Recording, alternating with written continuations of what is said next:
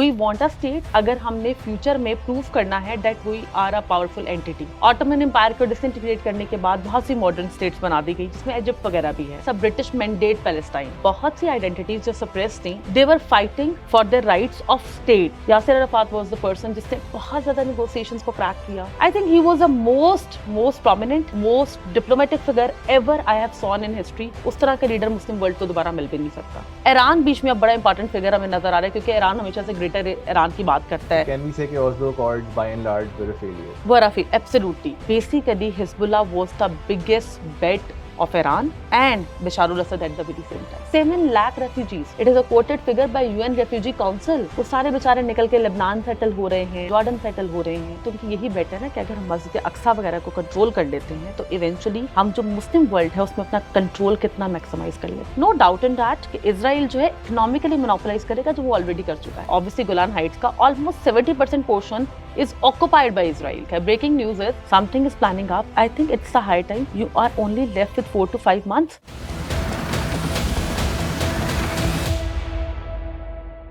Assalamu alaikum khawateen wa hazarat. Welcome back to another episode of the chat room by Kips and Think Big. This is Mohammad Shahrukh and today we're going to be discussing a very important topic on popular demand. हमने बहुत ज़्यादा जो है ये आजकल relevant है और काफ़ी पर्टिनेंट है ग्लोबल रीना के अंदर, और काफ़ी इसके ज़्यादा सिवियर रेपरकशंस जो हैं वो हम लोग फेस कर रहे हैं और आने वाले वक्त में मज़ीद करेंगे। So lot of people requested के we cover this topic and again we have our one and only Miss Aisha Yunus, who is a very informed individual on this particular topic. आज का जो मेनली हमारा बातचीत होगी वो होगी the Arab countries का जो क्राइसिस है मिडल ईस्ट में, एंड लेटली आपने देखा है कि गाज़ा के ऊपर क्या हो रहा है, पैलेस्टाइन के अंदर क्या हो रहा है, and how Israel has launched an unprecedented set of attacks in the Middle East lately. उसने लेबनान को भी टारगेट किया है, सीरिया को भी वो कर रहा है, यमन को भी कर रहा है, and how all of this will unfold in the coming times. तो basically we will try to cover कि क्या greater Israel is it in the making, और साथ साथ बाकी अरब कंट्रीज़ जो हैं उनके क्या इंटरेस्ट्स हैं और वो किस तरह से अपनी जियोपॉलिटिक्स में अनफोल्ड करेंगी चीज़ें। जिस तरह हम कहते हैं कि इंटरनेशनल रिलेशंस में there are no permanent foes और friends, there are only permanent interests. तो जहाँ जहाँ जिसका इंटरेस्ट अलाइंड है, क्या पैलेस्टाइन को प्रोटेक्ट करना किसी के इंटरेस्ट में है नहीं है। So we will try to understand from a very different angle के ग्लोबल पॉलिटिक्स और मिडल ईस्ट क्राइसिस किस तरफ जा रहा है, क्या होगा आने वाले वक्त में, and we will try to bring you very interesting insights और एक डिफरेंट एंगल और मज़ेदार तरीके से ये चीज़ें कवर करेंगे, so that we can truly and thoroughly understand what the issue entails और आगे इस तरह से किस तरह से चीज़ों को हमें नज़र आ रहा है कि unfold होएंगी। Thank you so much Aisha for joining us today. It is a pleasure to have you as always. थोड़ा सा हम जानना चाहते हैं कि since बड़ा relevant topic है, and I know a lot of people approached you and me as well individually कि इस topic को जो है वो आप बात करें उस पर। तो थोड़ा सा हम जानना चाहते हैं कि हिस्ट्री थोड़ा सा not the details but generally just give us an overview कि जी हिस्ट्री क्या है, कहाँ से शुरू हुआ, और ज़ायनिज़्म जो है जी उसके बारे में थोड़ा सा बताएं। Okay Shahrukh, the thing is कि हमें थोड़ा सा हिस्ट्री में देखना पड़ेगा कि 2 तरह के नैरेटिव्स एग्जिस्ट कर रहे थे। कॉलोनाइजेशन पीरियड तो काफ़ी पीसफुल था, आपकी 5 to 6 एम्पायर्स थी जो पूरी वर्ल्ड को रूल कर रही थी, and there is no crisis at all. सिर्फ उन्हीं एम्पायर्स का आपस में जो कॉन्फ्लिक्ट है वो हमें होता हुआ नजर आता है। Obviously they were fighting with each other, resources को कह लें, टेरिटरी को कह लें, उसको लेकर। बट अनफॉर्चुनेटली होता ये है कि जब दुनिया में डीकोलोनाइजेशन की थ्योरी आती है और उसके बाद जो है एक स्टेट, मॉडर्न स्टेट्स का राइज होता है, मॉडर्न टेरिटोरियल इंटीग्रिटीज़ का राइज होता है, तो उसके साथ ही साथ हमें जॉनरास देखने को मिलते हैं कि ऐसी आइडेंटिटीज़ जो हमेशा से इस बात पे फोकस नहीं थी दैट वी शुड हैव और ऑन स्टेट, तो उनका ये बड़ा कोर फोकस हो गया कि नहीं, वी वांट अ स्टेट अगर हमने फ्यूचर में प्रूव करना है that we are a powerful entity. इसमें से एक आपको मिलते हैं जोइश का बहुत ज़्यादा स्ट्रॉन्ग रिलीजियस बिलीव भी रहा है कि हमने स्टेट एक्वायर नहीं करनी है, we are the second people, और हमारे लिए तो मनोसलवा आया था, वो सारी बातें गिफ्टेड पीपल, यस, तो दे वर ऑफ दैट व्यू। अब जब ये होता है और सारा कुछ चलता है तो हमें ये देखने को मिलता है कि एक थ्योरी इमर्ज करती है ज़ायनिज़्म की, और उसके लिए बहुत ज़्यादा कुछ प्रोमिनेंट फिगर्स जोइश के जो हैं वो इवॉल्व करते हैं और वो बाकायदा तौर पर फ्रंट फुट पे आके फाइट करने की कोशिश करते हैं दैट वी वांट और वेरी ऑन स्टेट। अगर हमने फ्यूचर में अपने आप को प्रूव करना है that we are a bigger entity और हम बहुत पावरफुल हैं, इसके लिए वो बहुत से एम्पायर्स को अप्रोच करते हैं, जिसमें सबसे प्रोमिनेंट एम्पायर होती है ब्रिटिश, उस टाइम पे ग्रेट ब्रिटेन। और वो उन्हें कहते हैं कि जनाबे वाला हमारे साथ कोई कमिटमेंट करें कि आप हमें एक स्टेट देंगे और कोई एरिया होगा स्पेसिफाइड जो कि बेसिकली इजराइलियन लैंड कहलाएगा। इसके लिए बाकायदा तौर पे 1917 में एक मिस्टेक भी हुई, मिस्टेक तो नहीं कहना चाहिए, obviously British played their part, और उन्होंने एक कमिटमेंट कर ली जिसको Balfour, absolutely correct, Balfour declaration थी वो। उस डिक्लेरेशन में ये कम्युनिकेट किया गया, it's a kind of letter, open letter, और उसमें ये था कि हाँ फ्यूचर में एक इजराइलियन स्टेट होगी। तो जहां तक एक प्रिजम्पशन बनती है, लोगों को लगता है कि अचानक से जूइश कम्युनिटी आ गई, अचानक से ऑक्यूपाई कर लिया, अचानक से कुछ नहीं हुआ। 1880 से पिक्चर चल रही है, आहिस्ता आहिस्ता इवॉल्व कर रही है। ब्रिटिश के अंडरलाइन बहुत सी रीजंस थी, वर्ल्ड वॉर 1 के अंदर इन्वॉल्व होना, उनकी ऑब्वियसली मनी की नीड, फिर वेपनाइजेशन की नीड, फिर ऑब्वियसली इन फ्यूचर आप देखते हैं न्यूक्लियराइजेशन का जो राइज है, न्यूक्लियर साइंटिस्ट का, उसमें उनका रोल, तो वो चीज़ें आहिस्ता आहिस्ता इवॉल्व की हैं। And that was the thing कि बैलफोर डिक्लेरेशन जो है उसको बहुत ज़्यादा रिकोट भी करते हैं कि हमसे कमिटमेंट की गई थी। अच्छा, 1917 के बाद एक जो एपिसोड होती है दैट इज ऑफ हिटलर। तो हिटलर जब जेनोसाइड स्टार्ट करता है तो इजराइलियन कम्युनिटी जो है वो उस टाइम पर, अब एक और पिक्चर जो हमें देखनी पड़ेगी वो ये है कि इजराइल ने पैलेस्टाइन को ऑक्युपाई किया हुआ था। ऑटोमन एम्पायर को डिसइंटीग्रेट करने के बाद बहुत सी मॉडर्न स्टेट्स बना दी गई जिसमें इजिप्ट वगैरह भी है, बट कुछ को अपने होल्ड पे रखा गया, जिसमें सबसे इंपॉर्टेंट है पैलेस्टाइनियन टेरिटरी, और उसको ब्रिटिश ने कहा it's a British mandate Palestine, ये उसकी टर्म उसको दी गई, इसका इस नेम से उसको बुलाया गया। so important to the British? Absolutely. अब आप अगर उसको देखें रूट को, तो वो ये चाह रहे थे कि आगे जो मेडिटेरियन सी की कनेक्टिविटी आपको मिलती है, रेड सी की मिलती है, वो इजिप्ट को तो ऑलरेडी इंडिपेंडेंट कर रहे थे। अब उनको उस टाइम पे ये थ्रेट था कि हम उसके साथ की टेरिटरीज में अपना जो होल्ड है वो मेंटेन करें, पहली चीज। दूसरी चीज जो बड़ी इंपॉर्टेंट है, जो लोगों को नहीं पता, that is of Swiss canal. अच्छा, स्विस कैनाल का इंटरेस्टिंग फैक्ट ये है, it was basically build by France, not by Egyptians. उनकी बीच में इन्वॉल्वमेंट थी, लेबर हर चीज वहां पे मौजूद थी, no doubt in that, but एक उनका एग्रीमेंट था, पैक्ट हुआ था जिसपे साइन की गई। और बहुत से लोगों को ये भी नहीं पता कि 1922 में इजिप्ट इंडिपेंडेंट हो रहा है, but Swiss canal was basically operated by Britishers and France. तो वो स्विस कैनाल का रूट आपको आगे रेड सी और मेडिटेरियन सी की कनेक्टिविटी देता है। So that was a very important thing to discuss, कि बेसिकली इनको सिर्फ फिलिस्तीन के अंदर अपना होल्ड क्यों मेंटेन करना था, ताकि इर्द गिर्द जो गोलान हाइट्स हैं उनकी कनेक्टिविटी इनके कंट्रोल में रहे। इनको पता था स्विस कैनाल जो एक मेन रूट है जो इजिप्ट से मैं आपको बता रही हूँ, उसके ऊपर तो ऑलरेडी ब्रिटिश और फ्रांस का कंट्रोल था, it was basically operated by them. तो वो इतना बड़ा इनके लिए इशू नहीं था। They want their control in the land and the obviously connected territories. So ये उन्होंने ब्रिटिशर्स ने किया। इंपॉर्टेंस इस एरिया की बहुत ज्यादा है। मैं समझना चाह रहा हूँ बिफोर वी प्रोसीड के ज्यूज पहले जो है they were scattered all over the world and they never really wanted a nation state का concept, they were completely unaware of it, उनको था कि हमें नहीं चाहिए। तो ऐसा क्या हुआ कि उनको ये जरूरत महसूस हुई? What was that tipping point जहाँ पे उनको लगा कि we need to have our own territory?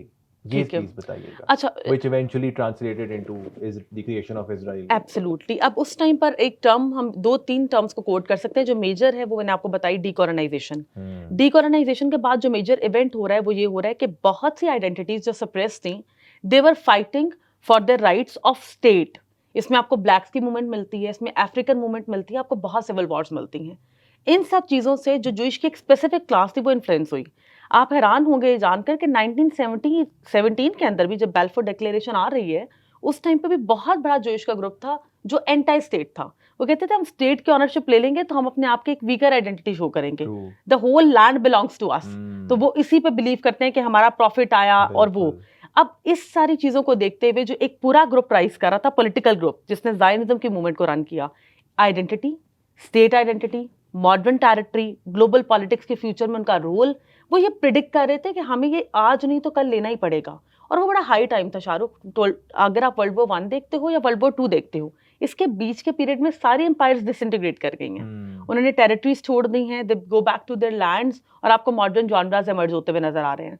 उस टाइम पर अगर इजराइल लैंड क्लेम ना करता या ना लेता तो आज एज अ स्टेट हमें वो कहीं नजर ना आते। क्योंकि स्कैटर्ड होकर ना आप क्या कर सकते हो, स्कैटर्ड होकर पूरे यूरोप में भी थे, स्कैटर्ड होकर उनके यूरोप में इतनी मोनोपोलाइजेशन थी, इसलिए तो हिटलर को इतना ज्यादा उनके ऊपर एक एग्रेसिव एटीट्यूड था। They are holding the economics ना, तो वो बहुत इंपॉर्टेंट उनका उस तरह से रोल था। सो यहाँ से पूरा का पूरा आपको इमरजेंस मिलती है। So before they turn into a state, इन्होंने ऑलरेडी बहुत ज़्यादा एक क्रूशल रोल प्ले कर रहे थे, बड़ी इकोनॉमिकली बड़े स्ट्रॉन्ग थे, ये लोग बड़े बिजनेसेस ओन करते थे, शुरू से ही इनके पास बहुत ज़्यादा कंट्रोल था चीज़ों का, and eventually it was very easy for them to form a land. अच्छा, इसमें मैं हमेशा एक बात ज़रूर कोट करती हूँ कि फ़तह खैबर भी इसलिए बहुत इंपॉर्टेंट है। उस टाइम पे भी पूरा सूद का जो कल्चर था, holy prophet peace be upon him के टाइम पर, तब भी जूइश बहुत स्ट्रॉन्गर एंटिटी थे in the with reference to finance. और ये ऑब्वियसली एक्सप्लॉइट करते थे, लोन दे दिया, फिर उसके ऊपर इंटरेस्ट रिवाइज करते गए। तो ये वहाँ से भी हमें लिंकेज मिलता है कि हमेशा से ये बहुत ज़्यादा फाइनेंशियली They इक्विप्ड are रहे the हैं। founders of banking, finance and बिल्कुल, trust-based system. यस, पूरा इन्होंने डिवाइस किया है जो आज जिसके थ्रू ये रूल कर रहे हैं. यस, बिल्कुल, ओके ग्रेट. अच्छा, अब आ जाते हैं, थोड़ा सा हम आगे चलते हैं ठीक हिस्ट्री है। के अंदर. रिसेंटली अगर आपने देखा हो कि आई थिंक आपने 1970 जी। कौन सी डेट थी? सर वो 1970s का पूरा जो हम मेरा डिस्कस करेंगे और ठीक है. 1960s का, उसमें हम हाँ. देखने की कोशिश करेंगे कैसे चीज़ें अनफोल्ड हो रही हैं। हाँ, तो मेरा ख्याल है we would like to know कि लेट ज़्यादा ही हम रीसेंट फिनोमेना और रीसेंट जो हैपनिंग्स हैं उनके ऊपर आएँ. ठीक है। तो 70 से आगे चलते हैं. वहाँ पे क्या ऐसी सिग्निफिकेंट चेंजेस या जियोपॉलिटिकली ऐसे कुछ इवेंट्स हुए जिसके जी। बाद से आज जो हम देख रहे हैं वो हमारे सामने आया? अच्छा, शाहरुख, आपने सुना होगा कि वर्ल्ड वॉर 3 की टर्म बहुत ज़्यादा कोट की जा रही है। I think it's simply a joke.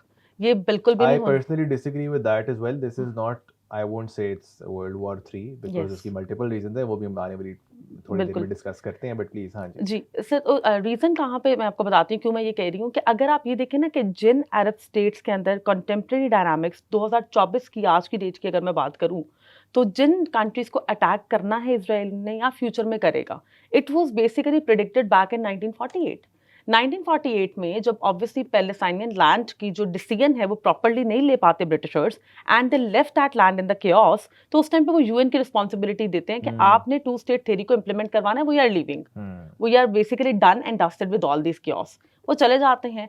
Eight that time basically decide ये करता है यूएन कि आप 53% टेरिटरी एलोकेट कर देंगे इजराइलियन पीपल को या इजराइलियन लैंड को, और रिमेनिंग मिल जाएगा जनाबे वाला पैलेस्टाइन को, और जो यरूशलेम है it will be under the control of international community, क्योंकि वो सारी की सारी क्रिस्टियनिटी, मुस्लिम्स, उन सबकी सेक्रेट प्लेसेस वहां पर हैं। So it was officially handed over to the UN by the Yes. Britishers when they left. Yes. Okay. अब उसके बाद क्या होता है, जैसी अरब कंट्रीज स्पेशली फलस्तीन ये सुनता है कि हम, अच्छा मजे की बात, they were more in population, they were of 78% almost over the period of time. अगर हम 48 तक आए तब भी वो 70% एग्जिस्ट कर रहे थे, तो वो उनको एग्रेसिव हो गए बहुत ज्यादा कि हमसे इतना कम पार्ट तो नहीं हम एक्सेप्ट करेंगे।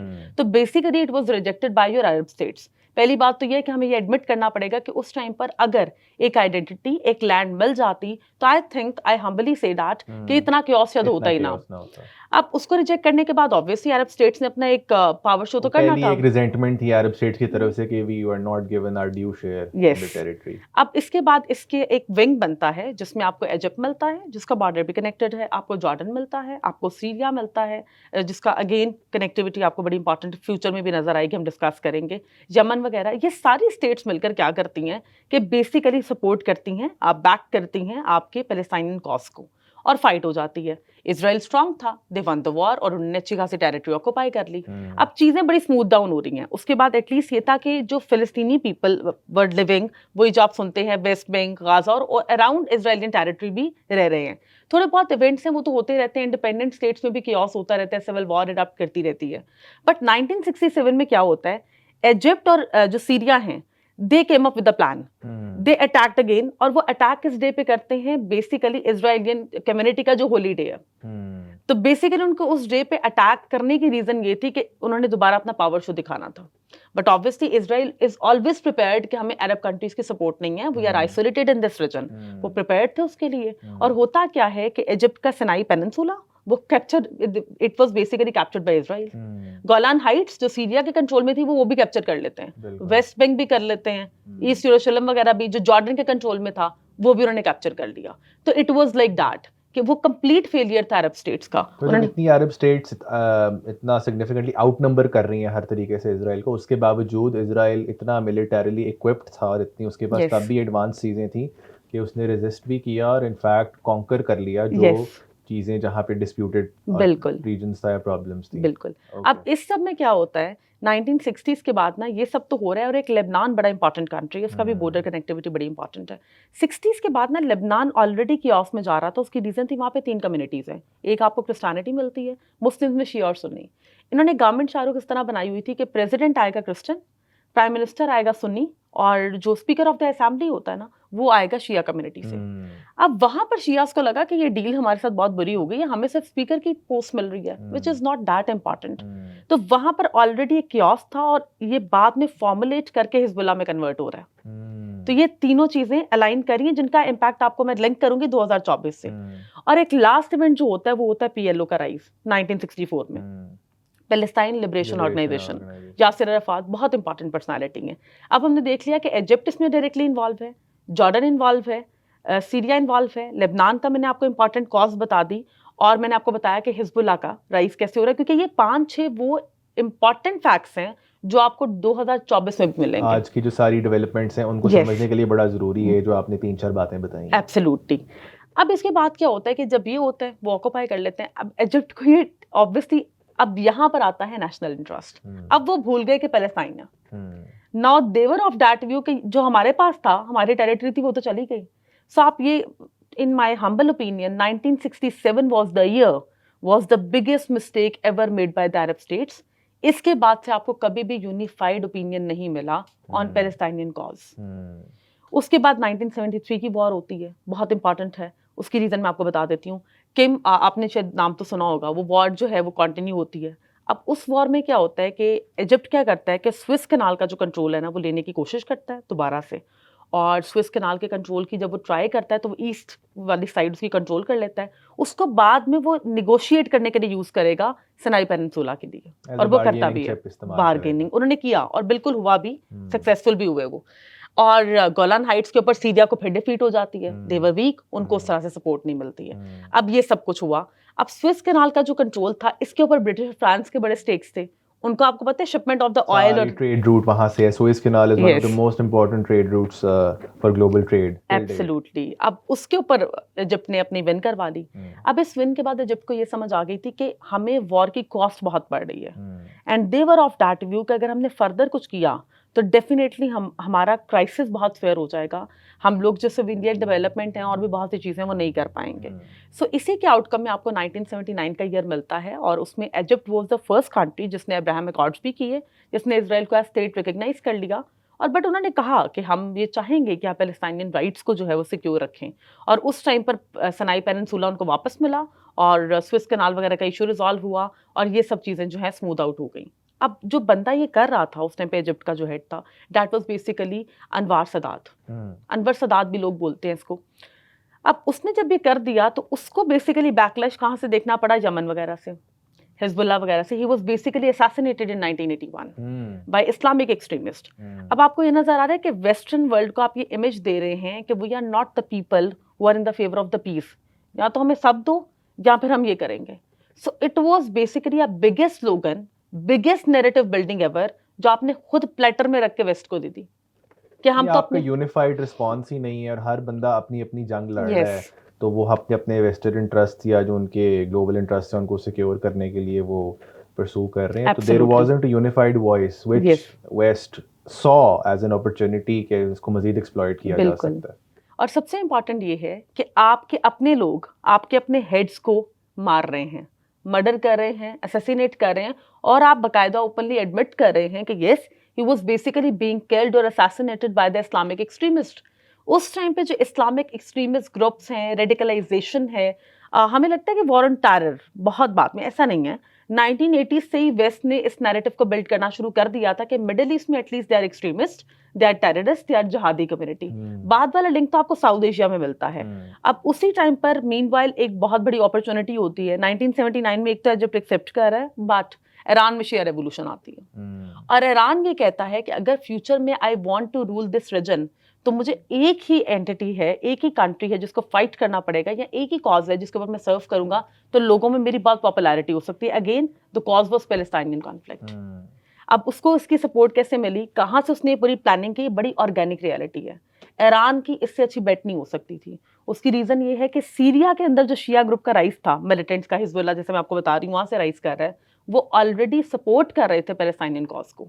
तो उसने बेसिकली देखा कि हिजबुल्लाह की कॉज क्या है, ऑर्गेनिक कॉज क्या है, फ्यूचर क्या हो सकता है, ऐसी कौन सी बेट है जो अरब कंट्रीज के लिए प्रोमिनेंट रही है, जिसको मैं विन करके या यूटिलाइज करके अपने जो एक आप समझ लें प्रेशर है उसको मैक्सिमाइज कर सकता हूँ। और ये आयतुल्ला खमीनी का बहुत अच्छा सोची समझी एक Very डिप्लोमेसी strategic. मूव था, Hmm. Very strategic move.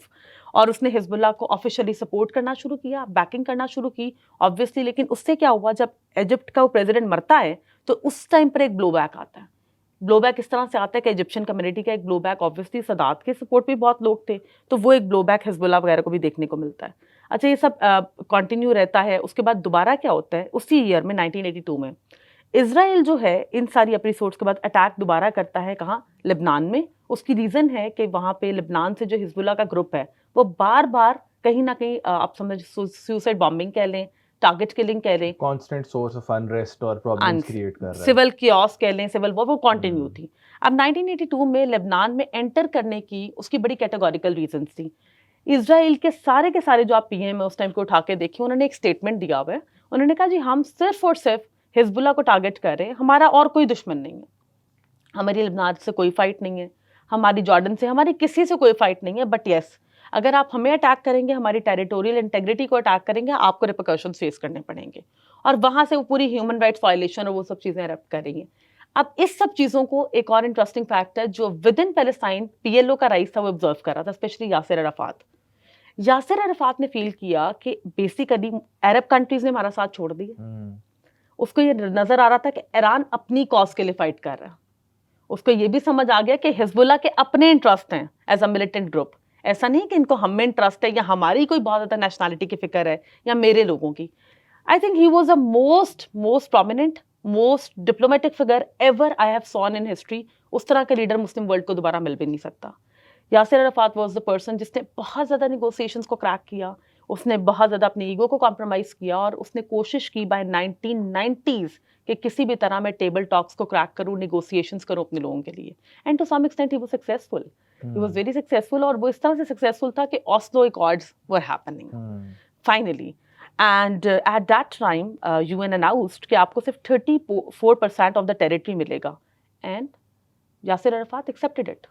उसको सिर्फ ये था कि एक स्टेट, एक टेरिटरी मिल जाए, a safer land for my people, a safer land, a homeland, a state where we can evolve, हम अपनी सिविलियन डेवलपमेंट कर सकेंगे, हमारा भी रोल होगा। एंड ऑब्वियसली आपको पता है सीरिया इटसेल्फ, अगर आप उस लैंड को देखें, फलस्तीन की जो लैंड है वहाँ पे भी ऑयल एंड गैस की रिजर्व्स तो हैं। तो ही was very happy about it.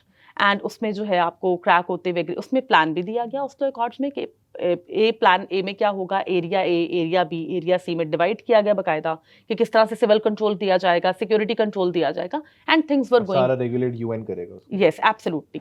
अब इस सब में अगेन क्या होता है आपको पता है, जिस तरह से अनवर सादात को हमने मर्डर किया, इस टाइम पर भी हिजबुल्लाह और हिजबुल्लाह की जो प्रॉक्सी होती है जो फिलिस्तीन में इवॉल्व कर रही थी आहिस्ता आहिस्ता, हमास का group, they didn't like it. उनको ये हुआ कि this is something very unfair. 34% हमें पहले तो 1940s में ऑफर हुआ था, इससे ज्यादा हमने तब नहीं एक्सेप्ट किया। उस टाइम के लोगों में तो हमारी तो कॉज ही खत्म हो जाएगी। अगेन दे रिटेलिएटेड और उससे जो है पीस प्रोसेस पूरा डिस्टर्ब होता है। अच्छा, मजे की बात, Jewish were also were not in that kind of favour. Basically जिस पीएम ने और इन्होंने जब साइन किया, that PM was also assassinated after 1 week by the extremist Jewish, कि आप जो हैं लैंड का एक टुकड़ा भी क्यों दे रहे हैं, वो भी उन लोगों को जो पिछले इतने सालों से सिविल कियोस कर रहे हैं, जो इतना हमें जो है मिलिटेंट अटैक्स कर रहे हैं, हमारी टेरिटरीज को सेफ नहीं रहने देते। दे वर ऑफ दैट व्यू। अब उसके बाद ऑस्लो अकॉर्ड्स वाला पूरा जो प्रोसेस है वो स्लो डाउन होता है, स्लो डाउन बहुत ज़्यादा होता है। क्लिंटन का राइज आपको यूएस में मिलता है। क्लिंटन ट्राई करता है एट हिज मैक्स के दोबारा से कोई टेबल टॉक्स हो जाए, बैठा जाए, सब कुछ हो, बट अनफॉर्चुनेटली उस टाइम तक हमास और पीएलओ वाज पोल्स अपार्ट। और उसके बाद उन दोनों को वन पेज पे लाना, कम्युनिकेट करना, क्योंकि हमास की अपनी फॉलोइंग थी, एक्सट्रीमिस्ट लोगों की, पीएलओ की अपनी एक पॉलिटिकल फॉलोइंग हो गई थी। तो there was a chaos inside the grouping, inside the groups, inside Palestinians as well. और उसका हमें आउटकम ये मिलता है कि उसके ऊपर टाइम एंड अगेन अटैक होते हैं। यासिर अराफात के ऊपर एक बड़ी इंपॉर्टेंट कॉन्ट्रोवर्शियल थेरी है और इसको फ्रांस ने बाकायदा सपोर्ट भी किया है। उन्होंने ऑफिशियल नहीं किया उन डॉक्यूमेंट्स को, but they're of that view कि यासिर अराफात को पॉइजन किया गया था एंड देन ही डाइड। उसके ट्रीटमेंट के लिए पहले इजिप्शियन टीम आई, फिर उसको बाकायदा तौर पे हेलीकॉप्टर में शिफ्ट किया गया फ्रांस में, but he couldn't get better and even it was just a matter of days. I want to understand कि सिंस ये जो आपके हिजबुल्लाह है, yes. इसका ये लोग इन लोगों को क्या इंटरेस्ट था पैलेस्टीनियंस के राइट्स प्रोटेक्ट करने के लिए? राइट आप कह रहे हैं ना दे weren't हैप्पी एंड देन चले हमास की तो समझ आती है जी सिंस वो जी पैलेस्टाइन के अंदर से ही राइज की है and they weren't happy with their promised share जो उनको मिल रहा था, दे बिल्कुल सेड कि जी बिल्कुल वी डिजर्व मोर। हम्म तो एक्सटर्नल प्लेयर्स को क्या इशू था? What did they want? Were they really fighting for the Palestinians या ये दे वांटेड कि हम लोग डोमिनेट करें उस एरिया में? ये लोग खुद डोमिनेट करना चाहते थे। मसीह की हम्म बात है, इनका राइज जो होता है ना शाहरुख, अगर आप मैप देखोगे तो लेबनान के बिल्कुल साथ आपको टेरिटरी मिलती है पूरी की पूरी इसराइल की। ये इनका राइज मैंने आपको बताया ना, लेबनान में जो शिया कम्युनिटी है वहां से हो रहा है। उस टाइम पर इनका यही था कि हम लोग बेसिकली थोड़ा सा पार्ट जो है वो इनेक्स कर लेंगे लेबनान का, थोड़ा सा हमें मिल जाएगा यहाँ से फ़लस्तीन वगैरह का, और we will make our own land. ये हिजबुल्लाह का हमेशा से मोटिव रहा है, और उनका इसलिए भी मोटिव था क्योंकि कॉन्टेम्प्रेरी टाइम में अगर मैं आपको एक ओपन फैक्ट दूं तो एक दुनिया की वाहिद नॉन मिलिट्री ऑर्गेनाइजेशन जिसके पास एक्सट्रीम वेपन्स हैं, एक्सट्रीम स्ट्रेटेजिक डेप्थ है, और जो फाइट कर सकते हैं आपकी मोस्ट ग्रूम्ड मिलिट्री के साथ, let's talk Russia, US, even Israelian military, that is very powerful. Very powerful, that is Hezbollah. इतनी पावर है उनकी।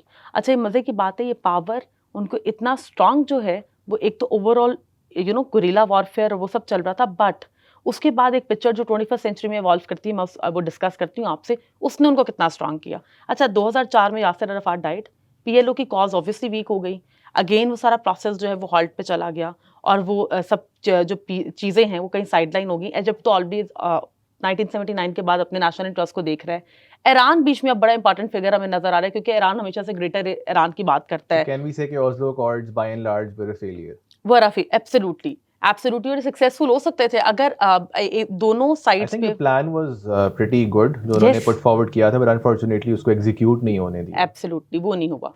अब उसके बाद क्या होता है, आपने टर्म सुनी होगी कि मिडिल ईस्ट की अपनी पूरी, अब आप ये देखें कि लेबनान का क्योस, हिजबुल्लाह वहाँ पे राइज कर रहा है, वो वैसे ही टोटल क्योस हो गया। इजिप्ट भी बहुत वॉर्स में रहा, फिर उसके बाद स्विस कैनाल, वो सारी चीज़ें, वहाँ पर भी एक वीकर स्टेट है, it's not like a very stronger state.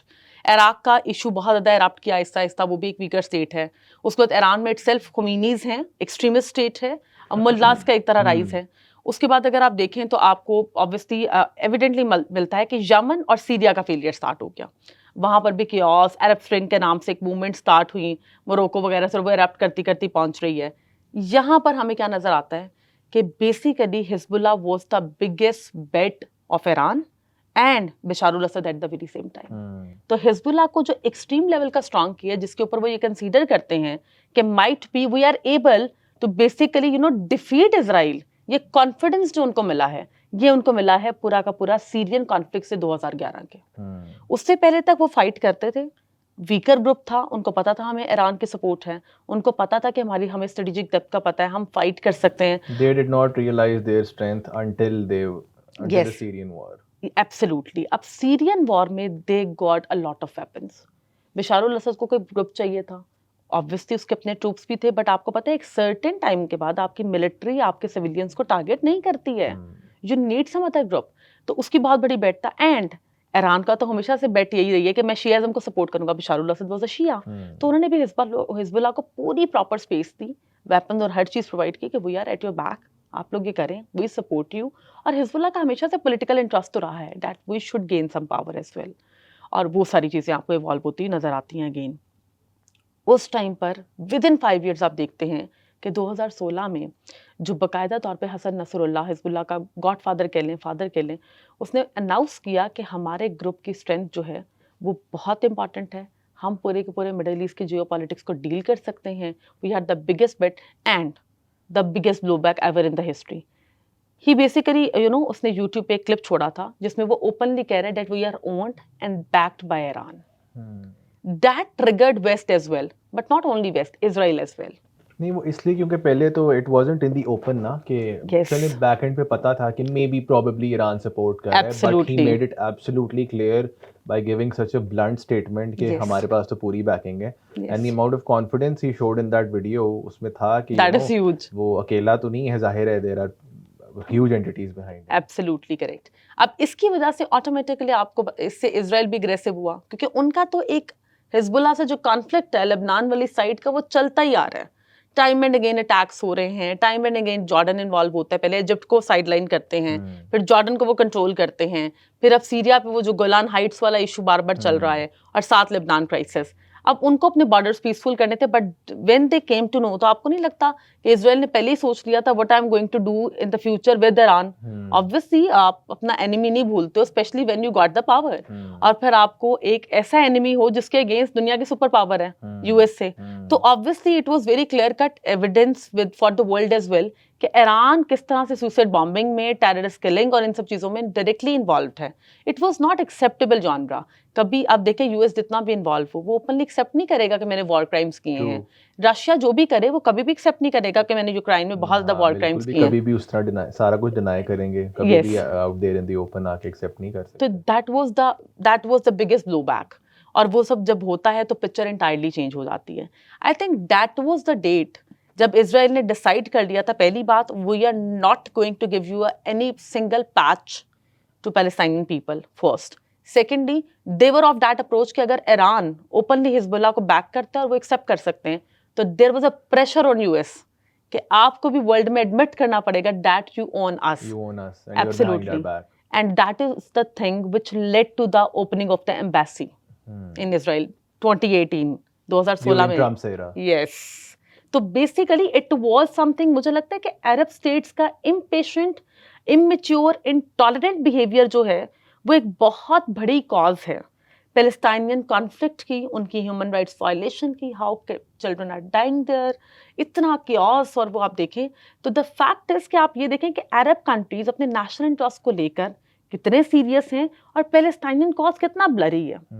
I would humbly say this as well, and please people don't mind this, specially अभी भी ह्यूमन राइट्स कॉज के ऊपर उतनी ईरान ने धमकियां दी हैं बट किया कुछ नहीं है। बट यस, यूएस से यूके लार्जेस्ट स्ट्राइक्स हुई हैं शाहरुख। गोरे इतने रोड्स पे कभी नहीं आए, they were on the roads, they were boycotting everything. और जिस तरह से उन्होंने इसको गेज किया है और जिस तरह से प्रेशर बिल्ड किया अपनी गवर्नमेंट्स के ऊपर, आपने तो नहीं किया, आप तो नहीं कर सकते। उस तरह आपको सऊदीया का रिस्पॉन्स नहीं मिला, इवन टर्की का उस तरह नहीं मिला। सो दैट क्लियरली शोज कि अरब कंट्रीज इटसेल्फ कितना ज्यादा वीकर है। तो दिस इज द थिंग जो मैं हमेशा से कहती हूँ, जब obviously people do discuss these things with me, मैं उनको हमेशा ये आंसर करती हूँ कि अगर आप स्टार्ट से हिस्ट्री उठा के देखें तो that was not the fault of Palestinians itself. पहले भी अरब कंट्रीज ने चढ़ा दिया कि हम तो पूरा फ़लस्तीन ले लेंगे 48 में, और सारी मार पड़ी फ़लस्तीनियों को। उसके बाद at that time 7 lakh refugees उस time, yes, it is a quoted figure, it is a quoted figure by UN refugee council. 7 lakh से ज्यादा होंगे, ये तो रिपोर्टेड फिगर है। वो सारे बेचारे निकल के लेबनान सेटल हो रहे हैं, आपके जनाबे वाला जॉर्डन सेटल हो रहे हैं, इजिप्ट सेटल हो रहे हैं, और फिर सारे लोग जहां उनको शेल्टर मिल रहा है वहां। Absolutely correct. 1967 में फिर आप देखें कि क्योंकि एक्सट्रीमिस्ट रहे हैं ना, हम राइटिस्ट, हम कहते हैं वी आर राइटिस्ट, फिर इजिप्ट वही मिस्टेक कर रहा है, सीरिया वो मिस्टेक कर रहा है, बट कॉस्ट कौन पे कर रहा है? अगेन फिलिस्तीन जो है रेफ्यूजीज की फॉर्म में लाखों की तादाद में निकल जाते हैं। फिर 1973 में तो इजिप्ट को क्लियर हो गया कि I need to get my territory back ना, उसके बाद तो इशू ही साइडलाइन हो गया। और सीरिया से जो मेजरली फाइट कर रहा है वो ये हिजबुल्लाह और ये सारे ग्रुप्स वहाँ पे एक्टिव हो गए थे। एंड देन इन 1979 फिर ईरान के अपने इंटरेस्ट हैं। तो मुझे कभी कभी समझ नहीं आती where are the interest of Palestinian people. एक बंदा Yasser Arafat, he was fighting for a genuine cause कि हमें लैंड मिल जाएगी, बाकी चीजें like all other Arab states. Absolutely correct. Finally he was talking sense, और उसका ये प्लान था कि at least we want peace now. अब people are so compromise, sacrifice their lives and everything. Now it's the right time to choose some concrete decision. और जब वो ये कर रहा है, he basically faced the blowback from Hamas. अब don't forget Hamas के पीछे भी तो हिजबुल्लाह है, अगेन ईरान, कि अगर ये वाली कॉस्ट चली गई तो how I am going to monopolize this region. तो ये सारी चीजें बड़ी एविडेंट थी, बहुत एविडेंट थी। I know people are not gonna like this, but this is the fact, you need to admit it. I think it's a high time कि Arab states अपनी गलती माने, और उसके बाद ही कुछ हो सकता है। खैर, अच्छा, मैं ये समझना चाह रहा हूँ कि सब लोगों के पास अपनी अपनी स्टेट्स हैं, अरब सबके पास अपनी अपनी नेशंस हैं, सारी टेरिटरीज हैं। पैलेस्टीनियंस वाहिद लोग हैं जिनको टेरिटरी नहीं मिली, एंड देन नासिर अराफात ने कहा, he agreed to the proposals. So why can't everybody mind their own business? I mean, they have जो उनके पास चीज़ें हैं they are pretty sufficient, they are very important players, they are very important players in the global arena. Iran की बड़ी अच्छी significance है, Yemen अपनी जगह ठीक था, इजिप्ट के पास resources, it was a very wealthy country. Yes. So why is everybody trying to intervene and interfere in the Palestinian cause time and again? क्या बार बार है कि यार आप एक चीज़ में क्यों टांग अड़ा रहे हो? Let them leave them to themselves ना. Yes. तो इसकी क्या वजह समझ आती है? अच्छा, इसकी बड़ी इंपॉर्टेंट रीजन मैं बताती हूँ. जब खोमेनीस का राइज हुआ है ना, तो उनका थीसिस ही था एक्सपेंशनिज्म ऑफ शिया कम्युनिटी और Shiaism. That was their core thesis. उनके ऑर्गेनिक बेड थे, हिजबुल्लाह वगैरह ऑलरेडी मिलिटेंट ग्रुप से एग्जिस्ट कर रहे थे. अब मैंने आपको जैसे बताया कि हिजबुल्लाह का भी लेबनान में अपना इंटरेस्ट था, उनको ठीक पोस्ट नहीं मिली थी. जो गवर्नमेंटल स्ट्रक्चर बना, प्रेसिडेंट क्रिश्चियन आ गया, प्राइम मिनिस्टर आपका सुन्नी आ रहा है, तो उनको तो वो एक तरह से आप समझ लें वही अगेन अपना नेशनल इंटरेस्ट ही था हिजबुल्लाह का भी. उनको अपनी एक एक कोर रीजन थी. बट ईरान का जो आप पूछ रहे हो उसके बारे में वापस आती हूँ. आपको भी पता है कि मक्का मुकरमा मदीना के बाद सबसे इम्पॉर्टेंट प्लेस मुस्लिम्स के लिए कौन सी है? मस्जिद अक्सा. अब सऊदीया से तो लेने से रहे, ईरानियन कम्युनिटी के पास आपको पता है कि बहुत ज़्यादा ऑलरेडी दरबार वो सब मौजूद है, लेगेसी इस्लाम की, शिया साइट्स, और वो बहुत इंपॉर्टेंट है हमारे लिए एज स्टेट. उसके बाद उनकी यही बेट है ना कि अगर हम मस्जिद अक्सा वगैरह को कंट्रोल कर लेते हैं तो इवेंचुअली हम जो मुस्लिम वर्ल्ड है उसमें अपना कंट्रोल कितना मैक्सिमाइज कर लेते आई हैं. थिंक हिस्ट्री में काफ़ी लोगों की प्रेडिक्शन भी है कि whoever controls and takes मस्जिद अक्सा, own यस, करेगा या हाँ, own करेगा तो eventually they will conquer the world. और एब्सोल्युटली. मेरा ख्याल है वो इजराइल के अंदर भी उनका जो रिलीजन है उसमें भी इट इज़ प्रॉमिस्ड कि वो लैंड इनको मिलनी है. यस. यहाँ से जो इस्लाम वाले लोग हैं और जो बाकी आपके मुस्लिम ग्रुप्स हैं उनको है कि this is a very sacred and important place. Jio politically geographically तो उसकी बहुत ज़्यादा सिग्निफिकेंस है, रिलीजियस बहुत ज़्यादा इंपॉर्टेंट ये बिल्कुल फैक्टर है. ठीक बात है. दैट इज अ वो मेरा फैक्ट. ख्याल है एक बहुत ज़्यादा एक पॉइंट था जहाँ पे everybody wanted to take control if I am not wrong. Yes, absolutely. और सबसे इम्पोर्टेंट है ईरान का जो है ना ग्रेटर, देखें, Israel got into the picture because of the involvement of USA. वो यूएसए की बहुत इंपॉर्टेंट प्रॉक्सी थी, तो ईरान को था कि I want to show my power to US as well, क्योंकि यूएस ने हमेशा उसके ऊपर एक प्रेशर बिल्ड किया है. तो that was the very important thing जहां पर ईरान को पता था. जैसे ईरान का मैं आपको बताती हूँ, एक टर्म यूज होती है axis of resistance. Yes, axis of resistance, absolutely correct. तो उसमें आप देखें कि यमन, सीरिया, लेबनान और पैलेस्टाइन ये उसके इंपॉर्टेंट बेट्स हैं. कहीं पे वो हुतीस को लाता है, कहीं पे वो हमास को राइज करा रहा है, कहीं पे हिजबुल्लाह को. तो इस सब पिक्चर में मुझे बताएं कि अगर उसको सिर्फ फलस्तीन में इंटरेस्ट है तो आप बाकी स्टेट्स में इतना अनरेस्ट क्यों क्रिएट कर रहे थे? इसका मतलब है कोर इंटरेस्ट तो आपका है. जैसे हम यूएस को हमेशा ब्लेम करते हैं कि US want to become the super power of the world, but जब उसको वो स्टेटस मिल भी गया, he wants to US wants to sustain that status. और उसके लिए यूएस ने बहुत मिस्टेक्स की. उसमें आप इराक को कह लें, उसमें आप मिडिल ईस्ट की जो अनरेस्ट है वो कह लें, या फिर जो अफगानिस्तान की एक सिचुएशन है, किसी भी चीज़ को आप उठा लें तो वो यूएस की मिस्टेक्स थी. Same goes for middle eastern states. आपकी निगोसिएशंस, आपकी टेबल टॉक्स, आपका 2 स्टेट थेरी, उसको अगर आप इम्प्लीमेंट करते और ये सारे लोग इन्वॉल्व, सारी लोग तो नहीं, आई एम सॉरी, स्टेट्स ना इन्वॉल्व होती, तो डेफिनेटली चीज़ें बहुत बेहतर होती. राइट. सो अब ये बताएं कि आजकल जो डेवलपमेंट्स हो रही हैं Yes. और जो अनरेस्ट देखा है सिंस गाजा कॉन्फ्लिक्ट में so many people Yes. Have lost their lives and again अभी ये लेबनान में इन्होंने दोबारा अटैक शुरू कर दिए हैं and it's Yes. Growing. I mean it does not seem to stop anywhere. Yes. अब ईरान ने काउंटर स्ट्राइक्स किए हैं और दोबारा से रीइग्नाइट हो रही हैं चीज़ें. Yes. So where are we heading? क्या नज़र आ रहे हैं आने वाले दिनों के अंदर? और ये जो ग्रेटर इजराइल का कॉन्सेप्ट है इसको भी थोड़ा सा एक्सप्लेन कर दें कि जो ग्रेटर इजराइल है उसकी टेरिटरी क्या है. और इवेंचुअली ये भी कहते हैं कि जो सऊदीया है that will also be a part of the greater Israel. So it seems unlikely, but the way they are going, I mean, they are going to dominate the entire arena. Yes. तो उसके बारे में जरा बताएं. अच्छा, greater Israel में शाहरुख याद रखिएगा कि अब जो कॉन्टेम्प्रेरी टाइम है ना उसमें आपको एक्सट्रीमिस्ट राइटर्स ऑथर जरूर मिलते हैं. तो ऑब्वियसली जो एक्सट्रीमिस्ट और राइटर्स ऑथर्स हैं they are of that view कि ग्रेटर इसराइल में एब्सोल्युटली करेक्ट कि हम सऊदीया तक चले जाएंगे. टर्की का भी बहुत सा पोर्शन है जो वो एनेक्स कर लेंगे सब कुछ, but that is not the fact. उसकी रीजन ये है, there are 2 terminologies we need to understand. The previous century was morally about the territorial conflict and political affiliations and stuff. The contemporary centuries basically belongs to the economic powers. तो no doubt in that कि Israel जो है economically monopolise करेगा, जो वो already कर चुका है. सऊदीया के साथ उनके ट्रेड रिलेशंस देखें, बहुत अच्छे हैं. एब्सोल्युटली. आप यूएई को देखेंगे फ्यूचर में कि उनकी मोस्ट इंपॉर्टेंट बेट जो है टेक्नोलॉजी और हर चीज में इजराइल होगा. इसके अलावा अगर आप देखते हैं इजिप्ट को, दे आर ऑब्वियसली, उन्होंने एक्सेप्ट ही क्यों किया? अगर आप जॉर्डन को उठा लेते हैं, अब पीछे बचता है आपका सीरिया, यमन जैसी states, and last but not the least Iran.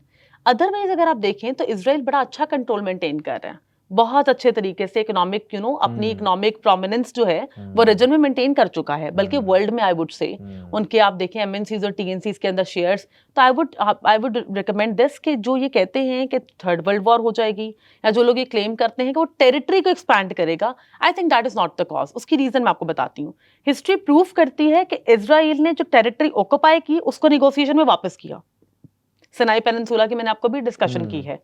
अगर उनको टेरिटरी एक्सपैंड करनी थी शाहरुख, तो वो इजिप्ट तो उनसे वैसे भी डर रहा था, उनके पास बैकिंग भी थी यूएस वगैरह की, वो सिनाई पेनिनसुला को वापस ना भी करते हैं तब भी इट वाज फॉर श्योर कि फ्रांस और ब्रिटिशर्स कुछ भी क्रैक करके स्विस कनाल वाला इशू तो सॉल्व करवा सकते थे या दोबारा ऑक्यूपाई कर सकते थे। बट दैट क्लियरली शोज कि किस तरह से इजराइल अपनी टेरिटरी या अपनी उस सेकेंड लैंड को प्रोटेक्ट करते हुए अपनी इकोनॉमिक इंपॉर्टेंस को मैक्सिमाइज करेगा in that region. So they wanted a certain territory, और Yes. उसके बाद टेरिटरी एक्सपेंशन उनकी बहुत ज्यादा गेम नहीं प्लान होगी, में नहीं है। नहीं। उन्होंने कहा कि हम इकोनॉमिकली Yes. और टेक्नोलॉजिकली और बाकी चीज़ों के थ्रू इतना ज़्यादा डोमिनेट कर जाएंगे कि with that one small piece of land they will be able to dominate in Absolutely every correct. sphere. Yes. Right. Why why we use that term for Japan, that he is Asian tiger?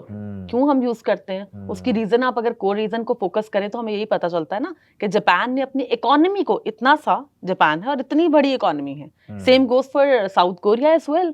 तो this is the thing कि Israel, हाँ but एक बात है, ये जो Golan Heights वगैरह वाला इशू मैंने आपको बीच में डिस्कस किया था ना, सीरिया वगैरह, अगर वहां पर प्रॉपरली डिफीट नहीं लेता है हिजबुल्लाह और सब कुछ, तो हाँ फ्यूचर में वो जरूर इनेक्स हो सकता है, क्योंकि उन्होंने पहले भी गोलान हाइट्स को इनेक्स किए रखा है। ब्रेकिंग न्यूज इज कि आज भी ऑब्वियसली गोलान हाइट्स का almost 70% portion is occupied by Israel. उसके ऊपर कोई निगोसिएशन नहीं हुई है, क्योंकि हिजबुल्लाह ने टाइम एंड अगेन क्या किया है, उनको काउंटर अटैक करने की कोशिश की है, वहां पर सुसाइड बॉम्बिंग की कोशिश की है, और ऑब्वियसली वो शो करते हैं कि सो कॉल्ड हम तो फिलिस्तीनियन पीपल और हमास को सपोर्ट कर रहे हैं, but it's more than that ना। तो दिस इज द थिंग। तो ये हो गया ग्रेटर इजराइल वाली बात। अब आते हैं हम ग्रेटर ईरान वाली बात के ऊपर। यस, ग्रेटर ईरान का जो थीसिस है शाहरुख, वो इवॉल्व किया है रिलीजियस कॉनोटेशंस के अंदर, रिलीजियस मिथ से, और last but not the least Shiaism school of thought and stuff ना। तो yes, Iran was of that view. जब आयतुल्लाह खुमैनी आया एट दैट पॉइंट, उनको पता था कि we need to expand.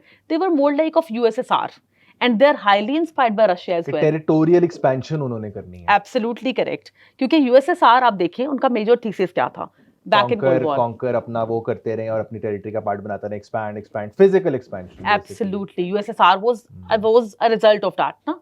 Same goes for Iran. Iran का thesis जो है वो थोड़ा सा रिजिड है, ट्रेडिशनल है। तो ईरान के कॉनोटेशन में आई वुड से दैट कि ईरान का हमेशा से इंटरेस्ट रहा है कि अगर मैं टेरिटरी को ऑक्यूपाई ना भी करूं, तो वहां पर ऐसे ग्रुप्स बैठे हों जो बिल्कुल मेरी सुने और मुझे सुप्रीम गॉड माने। That is why they came up with the term of वली फिक, सुप्रीम लीडर। आज भी जो खुमैनीस का हेड है उसको सुप्रीम लीडर कहा जाता है, प्रेसिडेंट उसके बाद आता है। So they are of that view. आप उनकी कॉनोटेशंस देखें।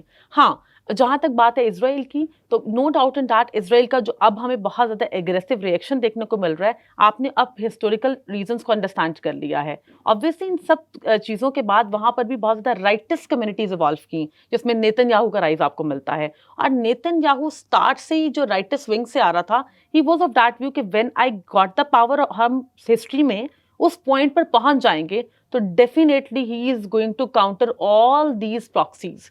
कि उसका ऑलरेडी व्यू पॉइंट था। इट इज नॉट लाइक कि वो सडनली कुछ वोल्केनो फटाया, कुछ हुआ है। It was already a part of his manifesto. Yes. Emerging from the right school of thought. कि यार, Yes. this is how we're going to counter, and this is how we're going to protect our interests. Yes, absolutely. So this is not a surprise. This is not a surprise at all. ये उनकी foreign policy और इसका part था, ये आज नहीं तो कल होना ही था। Yes.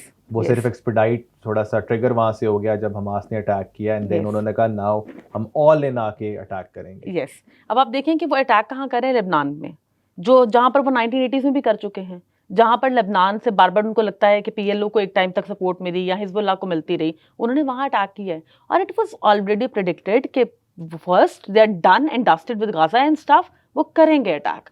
अच्छा, थर्ड चीज भी देख लें जो प्रेडिक्शन में है, सीरिया पे अगेन क्या होगा मैं आपको बताती हूँ, गोलान हाइट्स पे फिर इशू स्टार्ट हो जाएंगे, दोबारा वहां पे भी अटैक होंगे। तो simply I think history is repeating Repeating itself because you are not having the proper table talks on that. अब इस सब में मुझे लगता है कि greater Iran and you know people are blabbering about this fact Iran got the guts. Okay, fine. I'll say you this as well. हाँ, ये बड़ा ज़्यादा है कि मुस्लिम वर्ल्ड में ईरान जो है वो बहुत ज़्यादा गट्सी है और वो बहुत ज़्यादा करेजियस है कि वो आके इतना ओपनली वो कर रहे हैं. बाकी सारी Muslim states are not doing anything. So Yes. I think you slightly disagree with that. I Could you slightly please elaborate on that? Absolutely. मुझे एक बात बताएं, अगर ईरान इतना गट्सी है, चीफ ऑफ आर्मी स्टाफ के रैंक का बंदा कासिम सुलेमानी मार दिया, what was the reaction of Iran? They knew their limitations to some extent. उसके बाद आप देखें अभी रिसेंटली क्या होता है, इस्माइल हनिया उसका मर्डर हुआ, हिजबुल्लाह का हेड है. अगर ईरान उसके बाद कोई भी एक्शन नहीं लेता, आपको नहीं लगता कि इटसेल्फ हिजबुल्लाह हमास डिवाइड हो सकते हैं? You need to do something. जिस मिलिटेंट ऑर्गेनाइजेशन के थ्रू आप इतना कुछ ऑपरेट करवा रहे हैं, उनका लीडर तेहरान में मारा गया, which was the part of your territory. Yes. The blame is And not a basically lot of people are talking about it. They're just saying कि वो मर गया, इजराइल ने मरवा दिया, but he was in your territory. yes, He was in Tehran. your country. The Yes. major आपका जो एक सिटी है.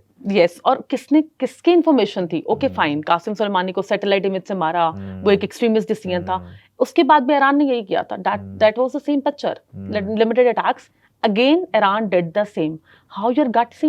और सबसे important था कि Just doing it for the sake of it, just to show कि oh, I'm really hurt and now I will retaliate. But otherwise, in Yes. actuality, in your opinion, it is not really that big a move. yes, क्योंकि आप मुझे एक बात, किसी भी country का chief of army staff मर गया, I think this is something really huge. ये किसी भी कंट्री को एक्सेप्टेबल नहीं होता है.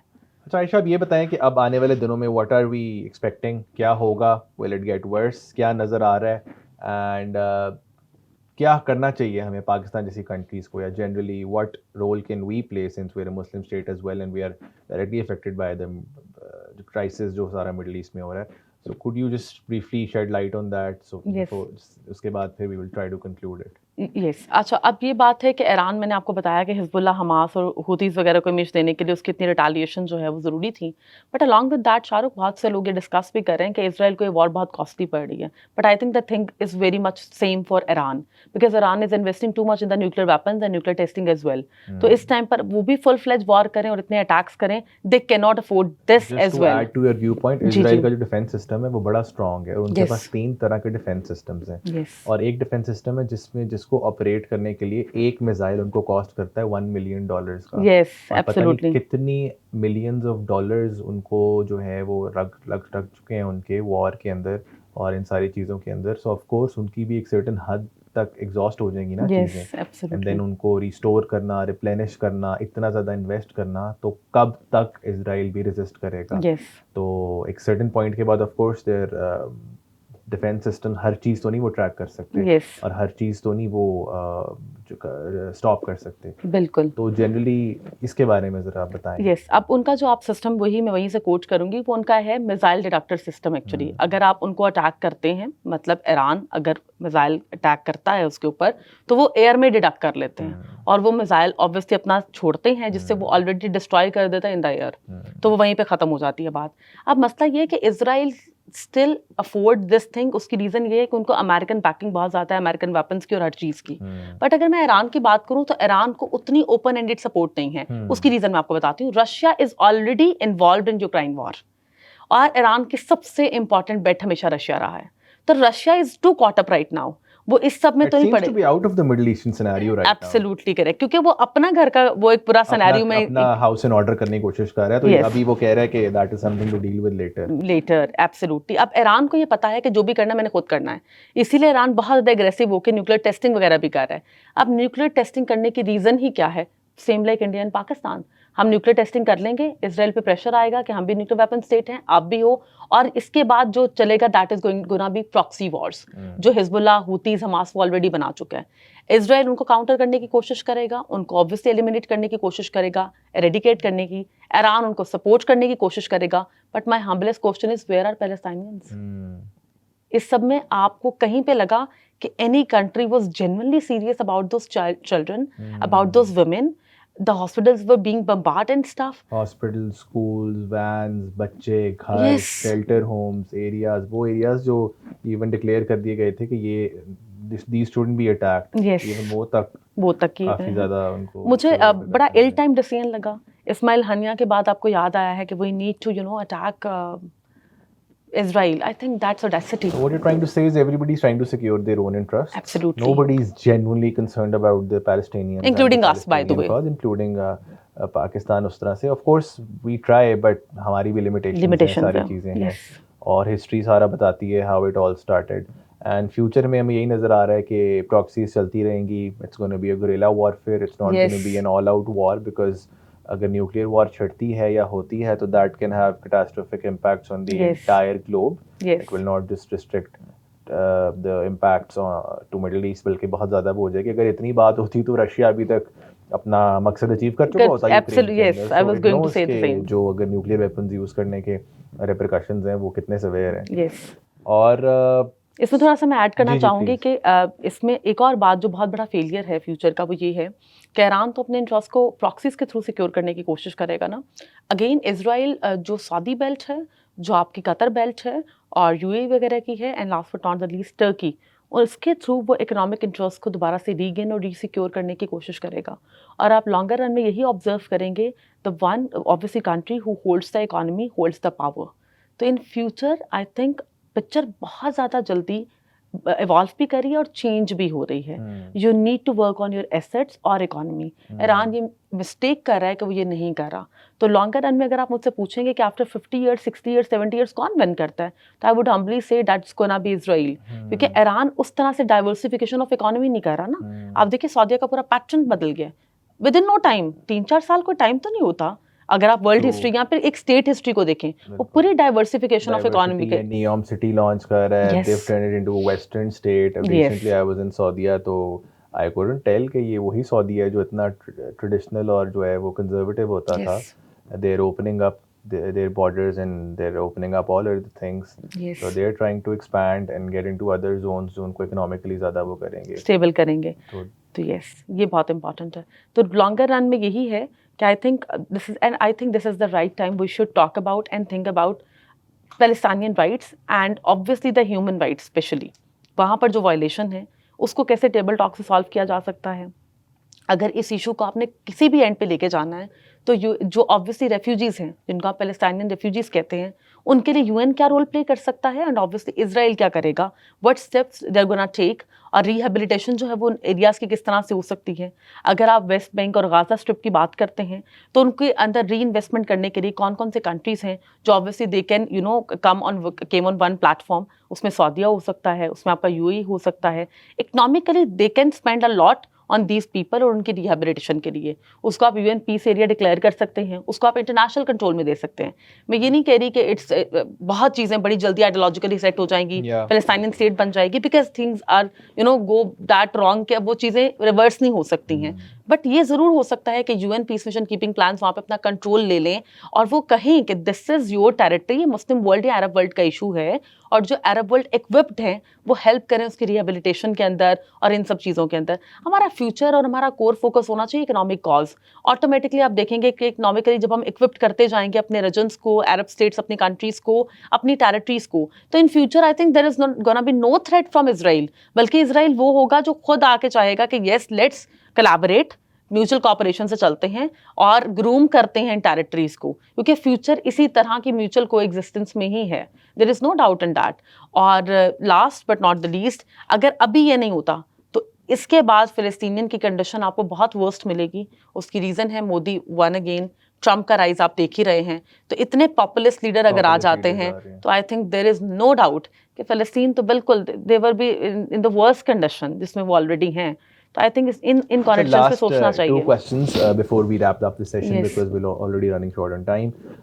एक तो ये कि जो UN है उसको nobody is paying heed to Antonio, whatever they say, वो बस एक puppet figure है, वो बातें कर देते हैं, they are trying to seize the war and they're trying to help out, but nobody is listening to them. I mean, जो आपने सारी अभी suggestions और solutions दी हैं, UN peace mission declare कर दें, उनको territory hand over कर दें, तो UN की तो जो इम्पोर्टेंस और सिग्निफिकेंस है वो तो सिर्फ एक फिगरेटिव रह गई हुई है. Nobody is listening to the UN, and so how can we expect कि यार जिसको कोई घास ही नहीं डाल रहा, its purpose was to ensure global peace and security, and Yes. nobody is paying any attention to the UN, तो क्या नजर आ रहा है? अच्छा, फिर तो उसके अंदर मेजर चीज पता है क्या? have we lost all hope then? No, उसके अंदर मैंने आपको बताया ना कि यूएन की एक सिंबॉलिक पावर है, और उस सिंबॉलिक पावर को ऑब्वियसली प्रेशर बिल्ड करने के लिए आपको क्या करना पड़ेगा कि आपका जो जीसीसी कंट्रीज का ब्लॉक है Yeah. वो बेसिकली निगोशिएट करे विद इजराइल एंड यूएस से। यूएस की लार्जेस्ट पेट है सऊदिया और kingdom of So Saudi Gulf Arabia, needs to be on the same page, backed Yes. by UN, and Yes. together they can have an impact. And they don't demand for a separate homeland या complete Palestine, इस तरह की demand ना रखें। Reasonable demand. Reasonable demand कि अभी हम ये चाहते हैं कि ये जो सारा एरिया है, जो सारी डिस्ट्रक्शन हुई है, इसमें हम रिहेबिलिटेशन करवाएंगे। आप प्लीज अगर ये नहीं करेंगे तो ट्रेड पे इम्पैक्ट्स आ सकते हैं। अभी भी जेन्युइनली स्पीकिंग अगर ईरान ये सब कुछ करेगा तो इसके रिपरकशंस बहुत फेयर होंगे। तो ये जो कंट्रीज आपके साइलेंट मूड पे हैं, दे शुड गेट अप, इनको वन पेज पे आना पड़ेगा, इसके बाद इनको डील करनी पड़ेगी। And US is very very very pro KSA and along with that they are very cautious of their own deals. इनकी वेपन सेलिंग और वो सब कुछ, इनकी अपनी बेट्स बड़ी स्ट्रांग है और वो कभी भी कॉम्प्रोमाइज नहीं करेंगे कि इजराइल के पीछे इतना इंपॉर्टेंट जो एक चंक है मिडिल ईस्ट का वो हम लूज करते हैं। उनकी ऑयल रिफाइनरीज वाली डील्स हैं वहाँ पर। Reminds me of another point, जितनी वॉर्स होंगी उतना यूएस की इकोनॉमी को फायदा है, क्योंकि सबसे ज्यादा वेपन मेकिंग जो फैक्ट्रीज हैं वो उधर है, वो वहाँ हैं। Yes. तो जितनी वॉर्स होंगी उतना इकोनॉमिकली उनको फायदा होगा। They just need a reason कि ग्लोबल अनरेस्ट कहीं ना कहीं रहे। Last question before we wrap this session up, बहुत ज़्यादा लोग पूछते हैं हम क्या करें, मैं और आप क्या करें पैलेस्टीनियन कॉज के अंदर। तो if you could briefly tell exactly या हम लोग क्या कर सकते हैं पैलेस्टीनियन कॉज के अंदर, और what role can we play कि यार कल को हम जाके इस चीज़ के साथ एट पीस हो कि वी डिड आवर बेस्ट या at least we did what we could in our capacity. So just briefly उसका बता दें। मुझे ये लगता है कि पर्सनली जो हमारी पब्लिक कर रही है बायकॉट और वो सारी चीज़ें वो तो चल ही रही हैं, but along with that I think we should try to maintain and we should try to build pressure on our government, ताकि हमारी government itself kingdom of Saudi Arabia को प्रेशराइज कर सके। You know in no time Iran is going to claim that I have nuclear weapons, तो सऊदिया की बहुत important bet होगा पाकिस्तान, और nuclear bomb is already known as Islamic bomb, और we are in the hands of Saudia to some extent. और Islamic military alliance के अंदर आप हमारा रोल देखें, ठीक है, हमारी इन्वॉल्वमेंट देखें, तो ऐसा नहीं है कि हम अगर वीक हैं या हमारी इकोनॉमिक फेलियर्स हैं तो दैट डजंट मीन कि सऊदिया को हमें कोई इंटरेस्ट ही नहीं है। हमारे टाइज मजीद स्ट्रेंथन हो रहे हैं, बहुत ज़्यादा एग्रीमेंट साइन हो रहे हैं, बहुत ज़्यादा डील साइन हो रहे हैं, we are on amazing terms with Saudi. Yes. So I think we should put pressure. I mean, put pressure. Diplomatic आप channels use करें ना। तरीके से कि यार we should be there for the cause. Otherwise इसके अलावा कुछ हम कर सकें? Yes. इसके अलावा देखें बायकॉट्स वगैरह हैं वो एक लिमिटेड इम्पैक्ट डालेंगे। इजराइल ने जिस दिन शाहरुख की कॉज दुनिया के सामने रख दी, and specially in front of यूरोपीय यूनियन, कि लेबनान में हिजबुल्लाह के अटैक्स को हमने कंट्रोल किया और वो उनके प्लान्स ये थे कि वो आपको अटैक करने वाले थे। I think picture is going to change in nanoseconds. European Union is very strict when it comes to suicide bombing and terrorism. अगर हिजबुल्लाह के इन्वॉल्वमेंट इतनी evidently time and Israel proof कर रहा है, तो आप खुद सोचे ना कि ये बायकॉट्स कहाँ स्टैंड करेंगे, स्पेशली इन यूरोप। वो कभी भी स्टैंड आउट नहीं कर सकते। और जब इजराइल ऑब्वियसली ये प्रूव करने की कैपेसिटी रखता है इन द नैरेटिव बिल्डिंग कि बेसिकली फिलिस्तीनियन जो पीपल हैं they are in the support and favour of Hezbollah, Hamas, Houthis, तो उसके बाद आप मुझे बताएं पिक्चर कहाँ स्टैंड करेगी? अभी यू हैव द टाइम ना। नेटो का भी पैक्ट है कि अगर उसकी किसी कंट्री को ये पता लग गया कि हमारे पे अटैक हो रहा है तो they are going to all collectively attack on Hezbollah and declare it as a और ये क्लियर पिक्चर हमें मिली भी है जब ईरान ने अटैक किया है अभी इजराइल को, जो आप डिस्कस भी कर रहे थे उनकी मिसाइल टेक्नोलॉजी, उसकी असिस्टेंस में यूएसए और यूके इन्वॉल्व हैं, उसकी कॉस्ट में भी वो इन्वॉल्व हैं, क्योंकि दिस इज द पैक्ट।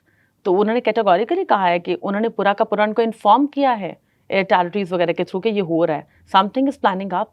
तो यहाँ से हमें पता चलता है कि उनका अलायंस कितना स्ट्रांग है और उनकी आपस में पॉलिटिकल बेट्स कितनी स्ट्रांग हैं और पॉलिटिकल नेगोशिएशंस कितनी स्ट्रांग हैं। तो I think it's the high time, you are only left with 4 to 5 months जिसमें आप at least you know kind of a sympathy factor को गेन करके डिप्लोमेटिक चैनल्स को यूज करके। बस बात ये है कि west is on the same page and we are all you know हम अपने अपने पाथ के ऊपर हैं, हम डाइग्रेस्ड हैं, हमारे इंटरेस्ट है जो है ना वो सारे डिट्रैक्ट हैं और हम लोग अपनी अपनी जंग लड़ रहे हैं। We are not on this, हमारा एक कोलैबोरेटिव एक फ्रंट नहीं है। मुस्लिम वर्ल्ड या generally anybody who is concerned about the Palestinian cause, हमें मिल के यूनानिमसली एक पेज पे आना है ताकि हम वेस्टर्न ब्लॉक को कन्फ्रंट करके इसको तरीके से हल कर सकें। And I will conclude this on this very note.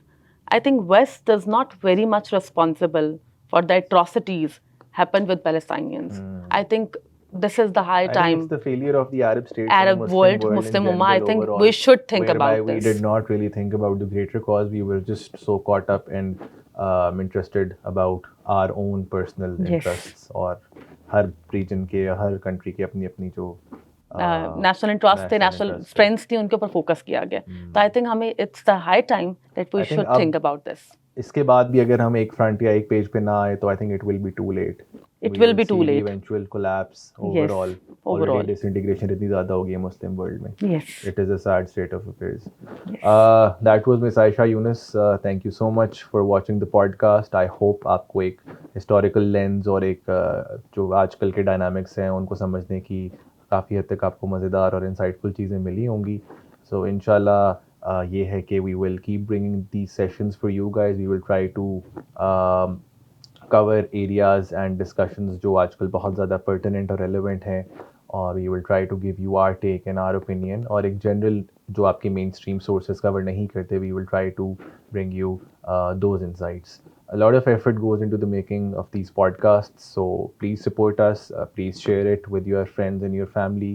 Please leave a comment, we would like to know your thoughts. कोई आपका opinion है तो please ज़रूर share कीजिएगा. This is your host signing off. Thank you so much. I'll see you in the next one. Allah Hafiz.